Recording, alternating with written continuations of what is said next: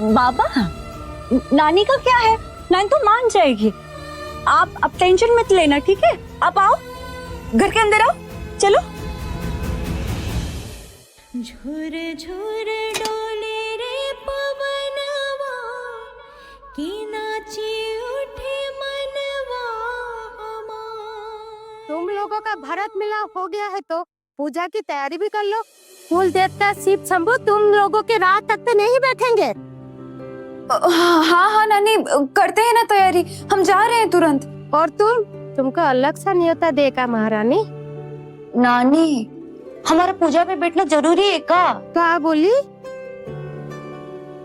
हमें जाना है, काम है हमें। हाँ, कलेक्टर हो ना तुम, बड़ा जरूरी काम से जाना है तुमको। पर सत्तू, तुम्हें कहाँ जाना है? वो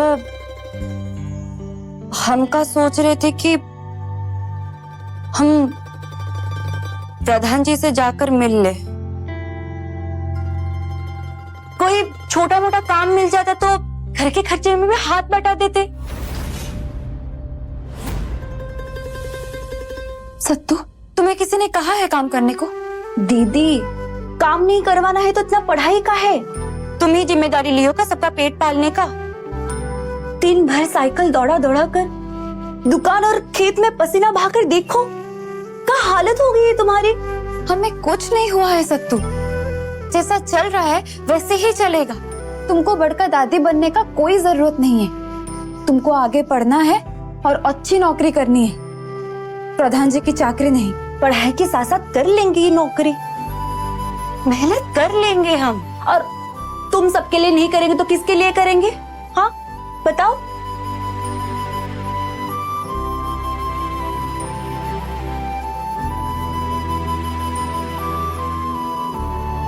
ठीक है, मिल लेना प्रधान जी से, लेकिन आज नहीं, कल। आज पूजा पूरी करनी है। ऐसी मुंह बनाएगी तो भगवान जी तो कभी खुश नहीं होंगे। पूजा तो सच्चे मन से होनी चाहिए। फिर देखो भोलेनाथ जी की महिमा। सच में? तो हमें ये बताओ, तुमको का आशीर्वाद मिल गया भोलेनाथ जी के व्रत रखने से? सबसे बड़ी बात तो ये है कि भोलेनाथ जी हमारे कुल देवता है, और सिर्फ हमारी नहीं, पूरे गांव की कुल देवता है। इसीलिए तो भोलेनाथ जी का स्पेशल आशीर्वाद मिलता है हमें। अरे उन्हीं की वजह से ही हमें तेरे नाना मिले और शारदा जैसी बेटी मिली। इतना प्यारा परिवार मिला और उन्हीं की वजह से ही सुहागने मरते दम तक सुहागन रहती है और कुंवारियों को अच्छा और सच्चा जीवन साथी मिलता है। अच्छा। और इसका सबसे बड़ा उदाहरण है हमारी बचपन की दोस्त ललिता। वो तो महादेव जी को खुश रखने के लिए 16 सोमवार का व्रत भी रखती थी, तब जाकर शहर के सबसे बड़े वकील से शादी हुई थी उसकी।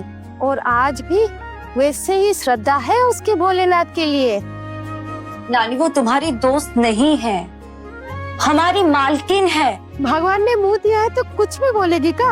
अरे बचपन की सहेली हो हमारी, एक ही थाली में खाए हम दोनों, और ये सब कुछ जो देख रहे हो ना, उसी ने ही तो दिया है। ये सब कुछ कोई अपने नौकर के लिए थोड़ी करता है। अरे 15 साल पहले जब सब कुछ उजड़ गया था, तो वही तो थी जिसने हमें संभाला था। हमने अपनी बेटी शारदा को खोया और उसने अपनी बहू वंदना को। उसने हमारे दर्द को समझा और इतनी मदद की। जिसका मन सच्चा होता है ना, भगवान हमेशा उस पे अपनी कृपा बनाए रखता है। अब देख लो ललिता को, इतना खुशहाल परिवार है उसका। लो, शुरू हो गई ललिता पुराण 4168 वार। प्रयागराज का सबसे अमीर परिवार, स्वरूप खानदान की मुखिया है हमारी सहेली।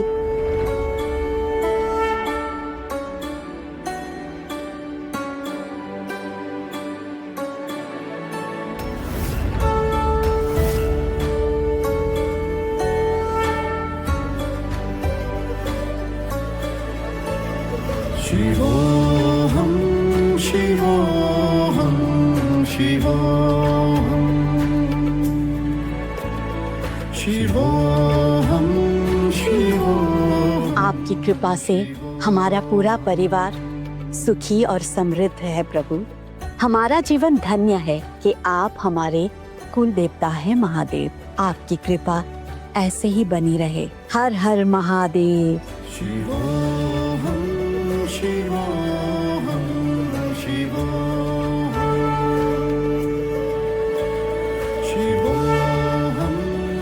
वकील साहब के जाने के बाद जिस तरह से ललिता ने अपने घर और परिवार को संभाला, वैसा कोई कर नहीं पाता।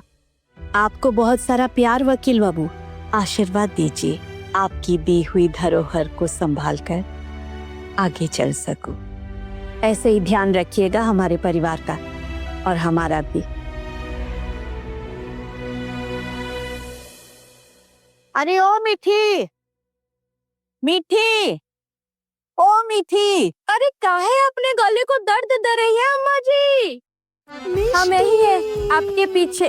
ये लीजिए आपके कड़क अदरक वाली चाय, इसे पीजिए और अपना गला अपनी छोटी बहू रानी पर चिल्लाने के लिए तैयार रखिए। काहे? का किया सुंदरी ने? पूजा है आज कुल देवता महादेव जी की, और आपकी छोटी बहू रानी अभी तक नीचे नहीं उतरी। सारी तैयारी हमने अकेले ही की है। नाम तेरा मीठी है पर जुबान तीखी है। मिष्टी। सुंदरी की सास कौन है, मैं हूँ या फिर तू? हाँ, तो फिर दिखाई कि आप सास है। पूजा का समय हो चुका है। कोई नीचे आ रहा है या फिर ये विधवा पूजा शुरू कर दे पाप चढ़ाने के लिए। आ गए अम्मा जी। आई आवाज सुंदरी देवी की।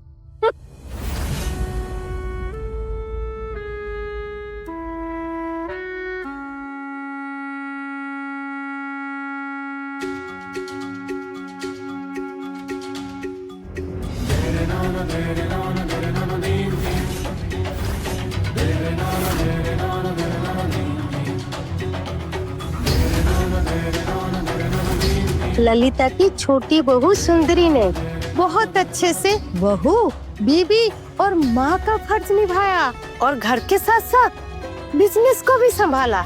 बहुत ही होशियार, सुंदर और सुशील बहू मिली है हमारी ललिता को। तो का ठेका लिए हैं हम उन गरीबों का जो उनके लिए अपना बैंक खाता खाली कर दे। सुंदरी, सुंदरी नाम है हमारा। गरीबी एक कमजोरी है और हमें कमजोरी से नफरत है।